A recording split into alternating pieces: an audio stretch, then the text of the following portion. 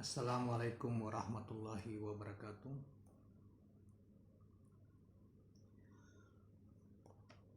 Syukur alhamdulillah kita masih dianugerahi kesehatan dan kesempatan oleh Allah Subhanahu wa taala, Tuhan yang Maha Kuasa, Tuhan yang Maha Pencipta, Tuhan yang Maha menghidupkan atas segala sesuatu.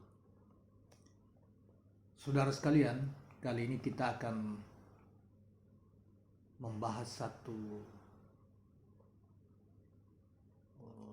tema yang atau suatu soal yang sangat menjadi sentral di dalam peribadatan Islam. Kita akan mendengarkan uraian dari seorang ulama besar tentang tema ini, yaitu tentang hakikat dan rahasia surat Al-Fatihah. Ulama yang kita maksudkan adalah Syekh Abdul Karim Al-Jilli. Syekh Abdul Karim Al-Jilli adalah seorang ulama yang tidak asing bagi kita, terutama bagi pemerhati ilmu-ilmu Islam, ilmu tasawuf. Beliau adalah seorang ulama tasawuf yang sangat luar biasa, yang sangat populer, dan pikiran-pikirannya sangat dikagumi dan banyak dipelajari oleh para pemikir maupun pemikir Islam maupun para ahli-ahli tasawuf. Saudara sekalian, beliau dilahirkan di Baghdad, tepatnya di distrik Jailan, dan beliau ini dalam silsilahnya itu masih ada bagian dari keluarga Syekh Abdul Qadir Jailani. Sebagaimana Anda tahu bahwa Syekh Abdul Qadir Jailani seorang ulama besar tasawuf yang sampai melahirkan mazhab tasawufnya oleh para murid-muridnya atau pengikut-pengikutnya, yaitu mazhab Qadiriyah. Beliau dilahirkan sekitar tahun 1306 dan beliau meninggal pada tahun 1430. Itu yang populer, tapi ada juga yang mengatakan meninggal pada tahun 1425 dan lain sebagainya. Beliau juga dianggap sebagai seorang yang sering mengembara di berbagai negeri, di antaranya ke Mesir, misalnya ke Palestina, kemudian ke India, ke Persia sekarang ini, kemudian ke Mekah dan Medina. Tentunya ke Mekah dan Medina itu pasti tidak terlepas dari perjalanan beliau untuk menunaikan ibadah haji, misalnya ibadah haji. Saudara sekalian, marilah itulah sepintas tentang gambaran tentang beliau dan uraian beliau ini tentang Al-Fatihah ini, atau surat Al-Fatihah ini, itu termaktub dalam kitab beliau yang sangat terkenal, yaitu Insan Kamil. Kitab Insan Kamil. Kitab ini juga sudah diterjemahkan dalam bahasa Indonesia dan ada di tangan saya. Saudara sekalian, baiklah, kita memang agak panjang uraian beliau ini dan mungkin butuhkan waktu yang agak panjang ya dari video ini. Saudara sekalian, kita langsung mengikuti penjelasan beliau tentang surat Al-Fatihah ini. Ketahuilah bahwa Al-Fatihah atau pembukaan kitab Al-Quran itu berupa 7 pujian yang sejatinya adalah 7 sifat diri. 7 pujian atau sejatinya adalah 7 sifat diri, yaitu hidup, ilmu, berkemauan, kuasa, mendengar, melihat, berbicara. Rasul Muhammad Sallallahu Alaihi Wasallam bersabda, sesungguhnya Allah telah membagi Fatihah antara hambanya dengan dirinya sebagai suatu isyarat bahwasanya wujud itu terbagi antara makhluk dengan al-haq. Jadi kalau kita memperhatikan baik itu oleh Syekh Ibnu Arabi dalam kitab-kitab seperti Futuhat Al-Makkiyah maupun misalnya dengan Abu Karim Al-Jilli ini, Tuhan mutlak atau penguasa mutlak itu selalu disebut dengan al-haq, ya, selain Allah, ya. Manusia merupakan ciptaannya, laksana wujud lahir al-haq.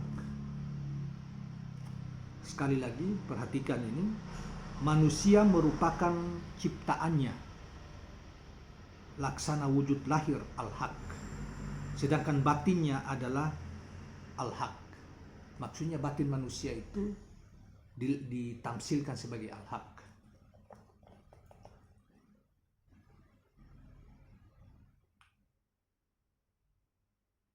Wujud terbagi atas lahir dan batin. Dengan demikian sifat-sifat diri al-haq sejatinya adalah juga sifat-sifat diri Muhammad Sallallahu Alaihi Wasallam. Jika al-haq bersifat hidup, berpengetahuan, Muhammad juga bersifat hidup, berpengetahuan, demikian juga dengan sifat-sifat diri lainnya. Demikian esensi pembagian Fatihah antara al-haq dengan hambanya. Fatihah menunjukkan isyarat struktur kemanusiaan yang dibuka Allah, gembok-gembok penutup wujudnya yang dibagi antara dirinya dan hambanya. Hal itu merupakan metafor bahwa manusia meski merupakan makhluk, namun hakikatnya adalah al-haq. Sekali lagi saya ulang,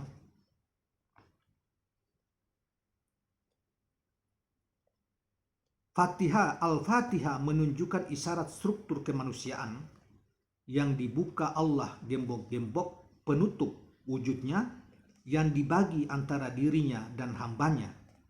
Hal itu merupakan metafor bahwa meski merupakan makhluk, namun hakikatnya, maksudnya manusia meski merupakan makhluk, namun hakikatnya adalah al-haq. Jika manusia tersebut menghiasi dirinya dengan sifat-sifat uluhiyah, sifat-sifat ketuhanan maksudnya, dan mentradisikan laku ubudiyah, peribadatan, dengan demikian berarti ia juga menghiasi dirinya dengan sifat-sifat rububiyah, ketuhanan. Karena Allah adalah hakikatnya. Itulah sejatinya yang dimaksud dengan maqam Muhammad. Ia tidak dinamai selain itu dan ia berada di antara dua kerajaan, malak dan malakut. Ia adalah al-haq dan ia adalah makhluk. Al-Jili menekankan, pahami betul masalah ini. Jangan sampai Anda terjebak pada makna simbolistik.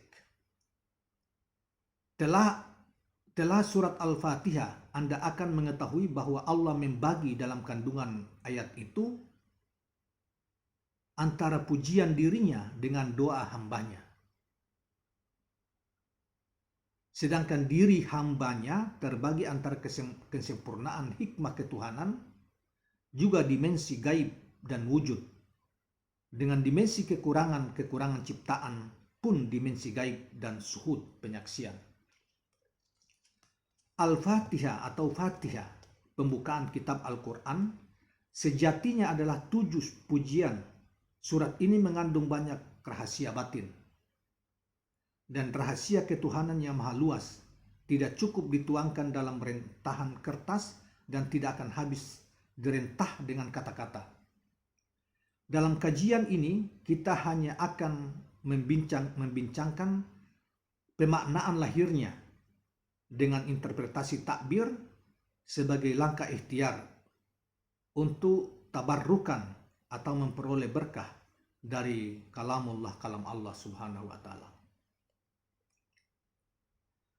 Allah berfirman dengan menyebut nama Allah yang Maha Pengasih lagi Maha Pemurah. Kita telah membahas dengan detail tafsir basmalah ini dalam kitab Kafi Ar-Ragim fi syarki bismillahirrahmanirrahim. Maksudnya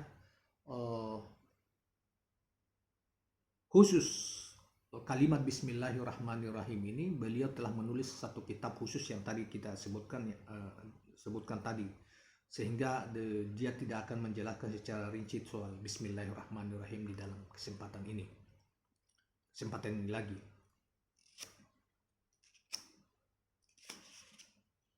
Kita hanya fokus kepada makna tersirat dari surat pembukaan ini. Para pakar bahasa Arab mengatakan huruf ba dalam basmalah bismillahirrahmanirrahim adalah untuk isti'anah atau meminta pertolongan. Itu berarti bismillah dengan menyebut nama Allah. Aku mengerjakan ini dan itu. Jenis pekerjaannya bersifat umum, mencakup semua pekerjaan dan aktivitas hidup. Hakikatnya, ketika Anda menyebut nama Allah dalam setiap aktivitas yang Anda lakukan, berarti Anda laksana meletakkan cermin. Dengan itu, Anda bisa melihat wajah diri Anda dan semua apa yang Anda kerjakan. Cermin itu adalah hati. Dengan hati Anda itulah Anda bisa ma'rifah atau memahami Allah. Jadi ma'rifah, ilmu, ada yang mengatakan ilmu ma'rifah atau ma'rifah dalam bahasa umum bisa dimaknai sebagai pengetahuan tentang Allah, tapi karena ini berkata ma'rifatullah, maka disebut dengan pengetahuan sejati tentang Allah atau memahami tentang Allah. Ketika Anda bisa mema'rifatullah, pancaran cahayanya akan selalu memantul ke kalb Anda, dan Anda tidak akan bisa melihat wajahnya yang hakiki, terlebih wajah kehakikian diri Anda, kecuali dengan cermin hati Anda yang jernih dan bersih. Beliau ingatkan lagi, Al-Jili ingatkan lagi bahwa pahami dengan benar isyarat yang kami maksudkan ini, karena cermin Anda akan memotret Anda dalam mengarungi bahtera hakikat. Al-Quran firman Allah dalam Al-Quran dengan menyebut nama Allah di waktu berlayar dan berlabuhnya. Al-Quran surat Hud ayat 41. Bukan dengan menyebut nama selain Allah. Ketika para penyelam hati ini menaiki kapal isim nama Allah di tengah samudra tauhid pengesaan, akan berhembus dengan kencang angin rahmania, kasih kepemurahan Allah di udara, kasih kepemurahan Allah di udara. Sesungguhnya aku mendapati diri Ar-Rahman, Zat yang Maha Pemurah, di sebelah kanan hati, yaitu jiwa akan tersambung dengan petunjuk rahmat nama Ar-Rahman yang pemurah, ketepian zatnya. Sang pengembara akan dihibur dengan asma-asmanya dan sifat-sifatnya. Maka terbukalah pintu-pintu rahasia wujud, dan sang pengembara akan mema'rifati inti zat yang disembahnya dengan pemahaman yang hakiki. Allah berfirman, segala puji bagi Allah, Al-Haq memuji dirinya.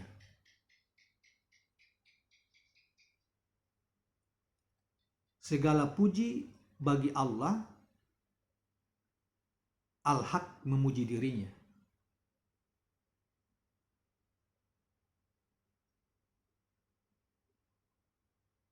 Dia berhak atas segala pujian. Pujian atas dirinya adalah merupakan inti kehadiran dan tajallinya. Tajalli adalah penampakan atau kehadirannya, penampakan, perwujudannya atas segala makhluk ciptaannya. Huruf alif dan lam dalam hamdalah, alhamdulillah, adalah menunjukkan universalitas, bermakna segenap pujian untuk Allah. Itulah maksud utama dari segenap sifat-sifat terpuji yang berdimensikan Al-Haq dan makhluknya. Maka pujian Al-Haq atas dirinya tertajallikan pada dimensi ketuhanan dan ciptaan. Demikian pula dengan wujudnya berdimensi sama. Para ilmuwan ahlu sunnah berpendapat bahwa huruf lam dalam Alhamdulillah adalah bermakna universal. Sedangkan ulama Mu'tazilah, juga sebagian ulama ahlu sunnah berpendapat bahwa huruf lam dalam Alhamdulillah adalah bermakna konsensus, kepatutan. Itu berarti pujian kepada Allah merupakan sebuah konsensus yang patut dilakukan Al-Haq. Lebih-lebih wajib dilakukan para hambanya, karena dia berhak atas segenap pujian. Makna tersirat dari pujian Al-Haq atas dirinya adalah menunjukkan akan kemahatinggian eksistensi dan kedudukannya. Maqam Al-Hamd. Maqam Al-Hamd kedudukan, maksudnya kedudukan Al-Hamd merupakan capaian spiritual tertinggi. Karenanya Panji Muhammad SAW dinamakan Panji Al-Hamd. Karena Muhammad SAW memuji zatnya yang dia berhak atasnya karena kemaha tinggian eksistensinya yang tertajallikan pada dimensi ketuhanan dan ciptaan. Demikian pula dengan wujudnya berdimensi sama. Pujian itu dikhususkan hanya untuk nama Allah, karena Allah mencakup semua dimensi ketuhanan dan terkandung makna-makna wujud dengan segala dimensi dan tingkatannya. Nama Allah adalah pemberian hakikat segala wujud, haknya. Nama-namanya yang lain tidak ada yang lebih sempurna dan untuk dibandingkan dengan Allah, karena Allah adalah nama zatnya, sedangkan nama-namanya yang lain bukan nama zatnya. Kemudian sifat nama Allah itu membiaskan atau melahirkan hakikat pemahaman manusia. Dengan itu manusia bisa memaharifahi bahwasanya dia adalah Tuhan semesta alam, yaitu dia pencipta, pengatur semesta alam, baik yang tertampakkan maupun yang tidak tertampakkan. Tidak ada penguasa di alam ketuhanan dan alam makhluk selain Allah. Dia adalah zat yang zahir, jelas kekuasaannya, dan zat yang batin, tak tampak zatnya oleh mata. Itulah sejatinya dimaksudkan dengan Ar-Rahman yang maha pemurah dan Ar-Rahim yang maha penyayang. Ketahuilah bahwa nama Ar-Rahim lebih khusus ketimbang nama Ar-Rahman. Cakupan makna Ar-Rahman lebih luas, artinya limpahan rahmat karunia Allah meliputi segala sesuatu. Itulah sejatinya inti penjelmaan nama Ar-Rahman pada segenap makhluknya. Adapun rahmat atau karunia yang tertulis bagi para muttaqin, yang dimaksud adalah insan-insan yang mentradisikan ketakwaan, pemberian sedekah, pengeluar zakat, adalah merupakan penjelmaan nama Ar-Rahim, penjelmaan nama Ar-Rahimnya Allah. Itu artinya karunia yang lahir dari nama Ar-Rahman meliputi bencana juga. Semisal pemukulan yang dilakukan orang tua terhadap anaknya karena bengalnya si anak, sebagai wujud kasih sayang orang tua kepada sang anak, agar si anak tidak nakal lagi, atau orang sakit yang harus minum obat yang rasanya pahit demi kesembuhannya dari sakit. Meski hal tersebut berbentuk rahmat, namun terkandung di dalamnya rasa tidak enak. Nama Ar-Rahman mencakup segala sesuatu apapun bentuknya, termasuk di dalamnya nikmah, kenikmatan, dan nikmah, bencana.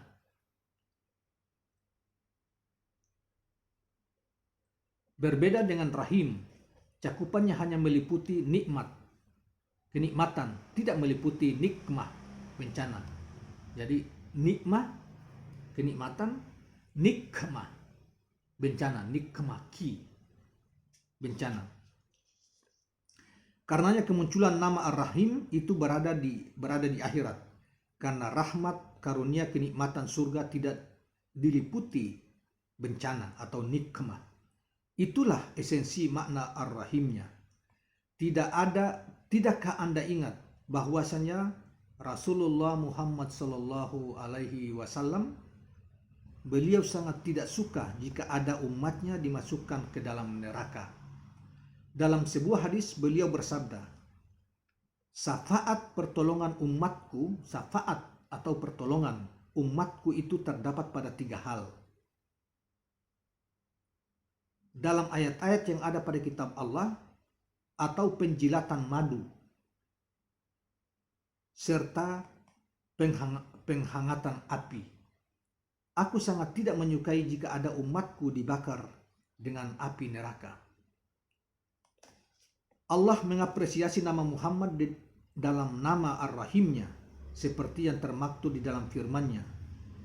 Berat terasa olehnya penderitaanmu, sangat menginginkan keimanan dan keselamatan bagimu. Amat belas kasihan lagi penyayang terhadap orang-orang mukmin. Surat At-Taubah 128. Itu ayatnya itu qad ja'akum rasulun min anfusikum dan seterusnya itu.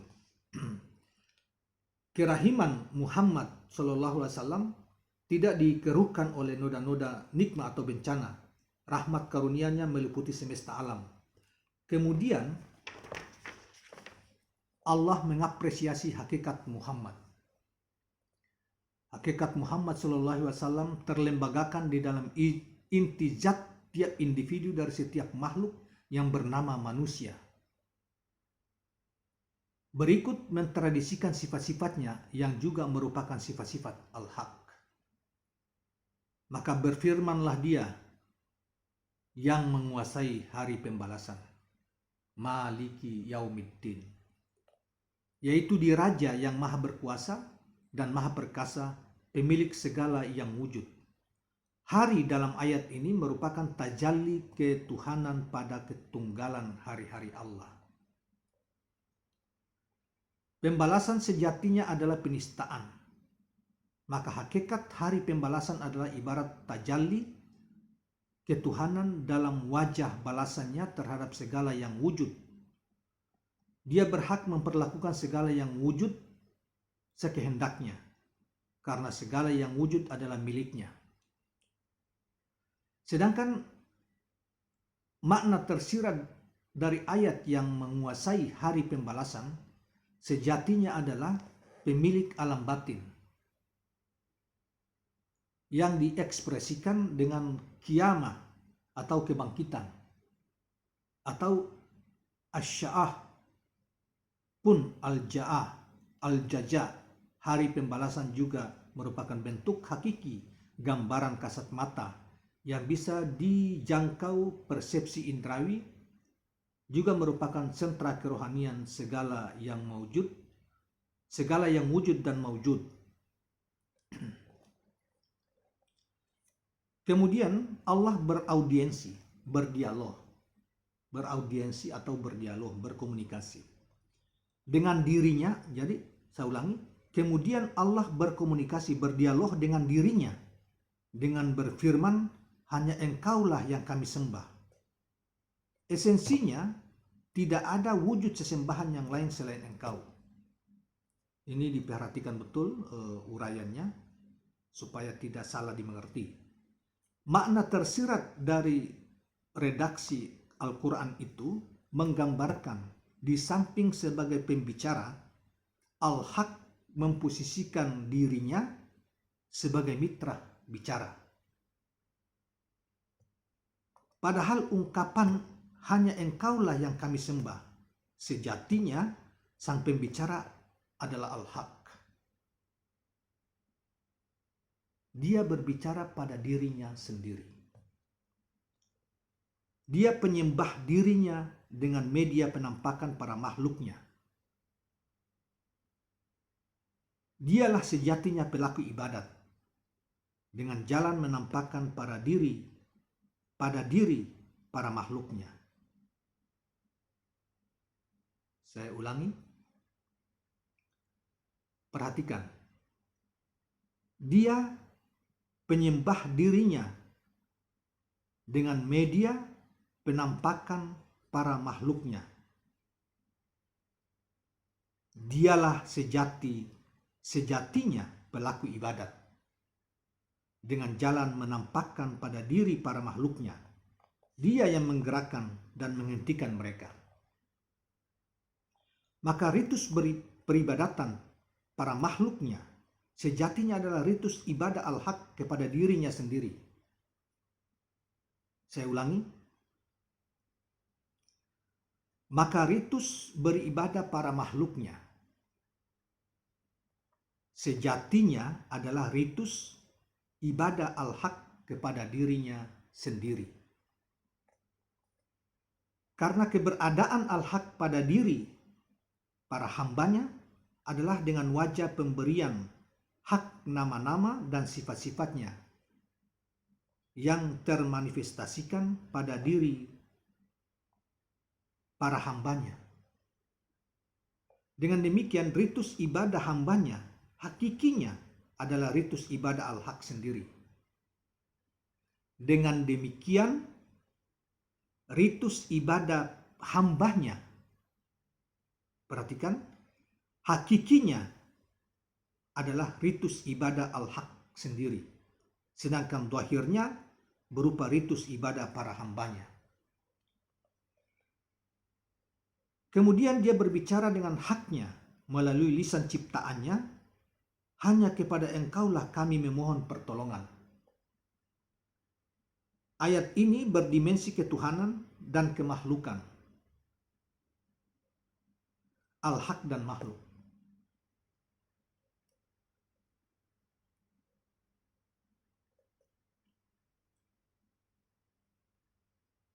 Adalah merupakan hak prerogatif Al-Haq adalah dia beraudiensi, dia berdialog diri dengan kalam yang diperdengarkan dengan pendengaran makhluk, atau beraudiensi atau berdialog diri dengan kalam makhluknya yang diperdengarkan dengan pendengaran Al-Haq. Dia maha berkehendak atas segala sesuatu yang dikehendakinya. Meski pada hakikatnya dia beribadah kepada dirinya sendiri melalui ritus ibadah para hambanya, namun dia mengingatkan kita akan kesaksian yang kita persaksikan dalam ibadah kita. Karenanya Al-Haq berfirman, hanya kepada engkaulah kami memohon pertolongan. Agar kita bisa mengarifi diri bahwasanya hakikat usaha, kekuatan dan kodrat kita dalam beribadah dan berubudiyah sejatinya adalah usaha, kekuatan dan kodratnya Allah Al-Haq. Semuanya berpulang kepada Al-Haq. Syekh Al-Jili mengingatkan kita dengan menekankan catat benar masalah ini di dalam diri kita. Jangan sampai lupa, karena dengan mengarifi ritus ibadah seperti inilah kita akan sampai pada ma'rifah ketunggalannya. Berikut akan mengantarkan kita pada penyaksian tajallinya dengan penglihatan hakiki. Untuk menguraikan dua hal ini tidak cukup untuk memaparkannya dan memerlukan pembincangan tak bertepi. Kita cukupkan peringkasan sampai di sini. Selanjutnya, Al-Jilli menguraikan, kemudian Al-Haq berbicara dengan lisan makhluknya, tunjukilah kami jalan yang lurus. Paruh pertama ayat surat Al-Fatihah dari Basmalah dengan menyebut nama Allah yang Maha Pengasih dan Maha Pemurah, hingga yang menguasai hari pembalasan, adalah merupakan pewartaan pembicaraan Al-Haq tentang dirinya melalui lisan dirinya.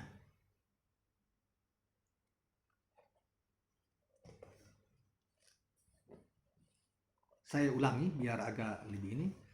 Paruh pertama dalam surat Al-Fatihah dari Basmalah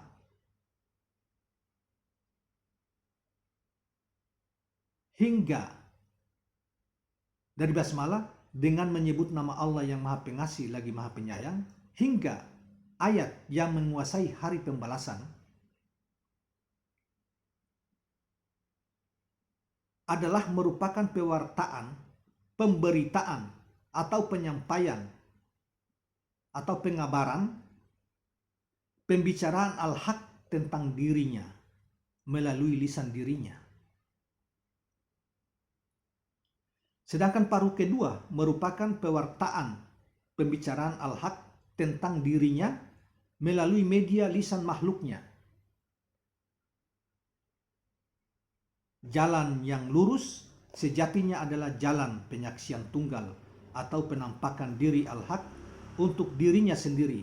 Hal itu paralel dengan firman-Nya jalan Allah di dalam Al-Quran surat Syuara ayat 53. Dengan demikian penyaksian Al-Haq adalah dengan jalannya, sedangkan jalan itu sendiri sejatinya adalah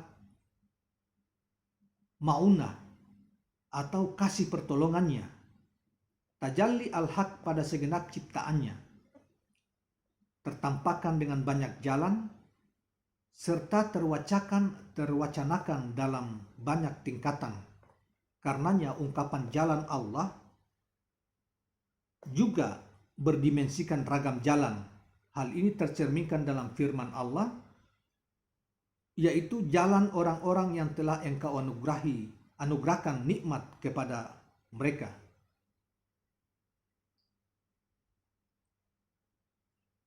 Jadi siratal ladzina an'amta alaihim. Ini. Insan yang telah sampai pada fase spiritual seperti ini akan menyaksikan wujud Al-Haq. Dia juga menyaksikan insan tersebut. Dia lalu bertajalli dalam bentuk nikmat qurb ilahi atau kedekatan ilahi. Nikmat itu membuat insan hamba itu terjauhkan dari jalan mereka yang dimurkai, yaitu orang-orang yang terjauhkan dari dirinya. Pada capaian ini Allah bertajalli kepada mereka dengan inisial nama-namanya yang disebut Muntakim, yang menuntut bela. Hamba itu juga terpelihara dari jalan mereka yang sesat, yaitu orang-orang yang tersesatkan dalam makrifahi atau salah penafsiran, menafsiri petunjuk Al-Haq sehingga tidak bisa menemukan kesejatian Al-Haq.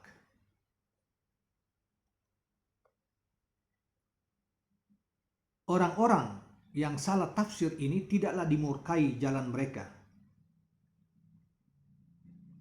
Al-Haq bahkan meridai usaha mereka serta mendudukkan mereka sebatas di sisinya, bukan pada dirinya. Mereka itulah para hamba Allah yang Dia bertanya dan berujar kepada mereka, "Wahai para hambaku, berharaplah kepadaku." Mereka menjawab, "Wahai Tuhan kami hanya mengharapkan ridha-Mu." Allah berkata kepada mereka, "Ridaku untuk kalian.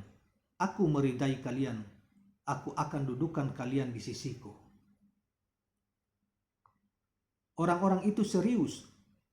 Orang-orang itu ritus ubudiyahnya mereka hanya berharap ridahnya. Mereka tidak berusaha memakrifahi, maksudnya tidak berusaha untuk memakrifahinya, memakrifahi Allah, sehingga mereka tidak mampu merengkuhi makam ma'rifah. Mereka tidak berusaha untuk memakrifahi, untuk mengetahuinya, kesejatiannya, sehingga tidak bisa sampai kepada makam ma'rifah. Andai mereka telah makrifatullah atau memahami kesejatian Allah, niscaya mereka tidak berharap dalam ritus ibadah mereka kecuali dirinya. Mereka memang diberi karunia nikmat dalam taman-taman surganya, namun mereka tidak bisa melihat wajahnya di surganya. Capaian nikmat mereka masih bertaraf Ar-Rahman, belum sampai kepada taraf Ar-Rahim. Meski hidup dalam kenikmatan surgawi, namun mereka tidak bisa melihat wajahnya, wajah sang kekasih atau wajah Allah Subhanahu wa Ta'ala. Mereka itulah sejatinya insan-insan yang tersesatkan dari Ar-Rahman. Akan tetapi mereka dikaruniai nikmat dengan kenikmatan surgawi. Syekh Abu Karim Al-Jili mengingatkan lagi di akhir uraiannya, pahamilah betul masalah ini. Kemudian beliau menutup dengan Al-Quran surat Al-Ahzab ayat 4. Dan Allah mengatakan yang sebenar-benarnya, dan dia menunjukkan jalan yang benar. Penutup ayat ini sering digunakan oleh Syekh